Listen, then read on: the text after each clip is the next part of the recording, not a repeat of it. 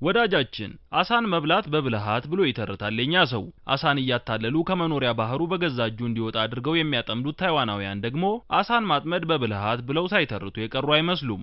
አሳ ማጥመድን ስናውቀው መቼም በመንጠቆ ወይም በመረብ ሲከናወን ነው። አሳውን አጃጅሎ ለማጥመድ ደግሞ ብርብራ ጥቅም ላይ ይውላል፣ እዚህኛ ጋር ማለት ነው። እሳትና አሳን ምን ያገናኛቸዋል ብንባልም አሳውን ጠበስ አድርገን ለማጣጣም ነዋ ከእሳት ጋር የምናገናኘው ብለን መመለሳችን አይቀርም። ጥያቄው ለአንድ ታይዋናዊ ተጠይቆ ቢሆን ግን እሳትማ አሳን ከማበሳሰሉ በፊት አሳን ለማጥመድ ነው ቅድሚያ ጥቅም ላይ የሚውለው ብሎ ነው የሚመልሰው። ምክንያቱ ደግሞ ታይዋናውያን አሳን በእሳት የማጥመድ የመቶ ዓመታቶች ልማድ አላቸውና ነው። ነገሩ ምን መሰሎት? የታይዋን አሳ አጥማጅ አሳን የሚያታልልበትና ራሱ አሳው ሲንቀዠቀዥ መጥቶ የተዘጋጀለት የመረብ ወጥመድ ውስጥ እንዲገባ የሚጠቀምበት ብልሃት አሳውን በብርብራ ጥንቢራውን አዙሮ ከባህር እንዲወጣ በማድረግ አይደለም። ይልቁንም ድኝ የተባለው ንጥረ ነገር በውስጡ በያዘ አፈር የተሸፈነ ቀርከሃ ላይ እሳት እያንቦገቦገ ነው የአሳን ሰልፈኛ ከመኖሪያ ባህሩ እያስፈነጠዘ አስወጥቶ በመረብ ውስጥ የሚከምረው። የእሳት ራት የሚባለው ቢራቢሮ መሰል ፍጥረት ብርሃን ሲያይ ሲክለፈለፍ ሄዶ በእሳት እንደሚበላው ሁሉ ሰርዲን የተባሉት የአሳ ዝርያዎች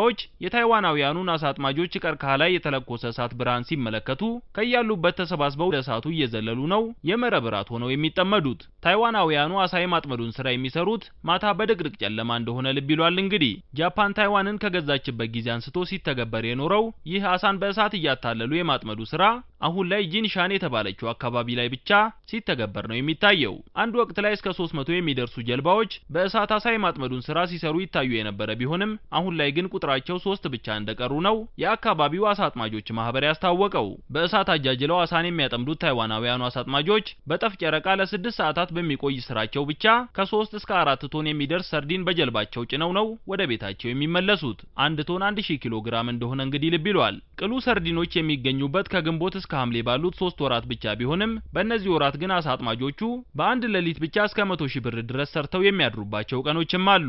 የቱሪስት መስህብ ጭምር ለሆነው በእሳት አሳን የማጥመዱን ስራ መንግስትም ራሱ ድጎማ የሚያደርግለት ቢሆንም ስራው አሁን ላይ በመጥፋት ላይ ይገኛል። ወጣቶች በዚህ ስራ ላይ የመሳተፍ ፍላጎታቸው እምብዛም ሆኖ የሚስተዋል ሲሆን አሁን ላይ በእሳት አሳ የማጥመዱን ስራ እየሰሩ ያሉት አሳ አጥማጆች አማካይ እድሜያቸው 60 ዓመት ነው። በስራው ላይ አዲስ ሆኖ የሚታይ ፊትም ከጠፋ ሰነባብቷል። ለዚህ ምክንያቱ ደግሞ ወጣቱ ወደ ከተማ መፍለሱና ዘመናዊ የአሳ ማጥመጃ መሳሪያዎች መበራከታቸው እንደሆነም ነው የሚነገረው። ወዳጃችን እንግዲህ ምናልባት ሰርዲኖች እዚህኛ ጋር የማይጠፉምና የታይዋናውያኑን ጥበብ ኮርጀን በእሳት እያታለልን የመረብ ሲሳይ እናድርጋቸው ብለናል። ከዚያ በኋላ አሳን በብርብራ የሚያሰግር ጠፍቶ የሚለው ሐረግ ይቀየርና አሳን በነበልባል የሚያጠምር ጠፍቶ ተብሎ ይዜምም ይሆናል።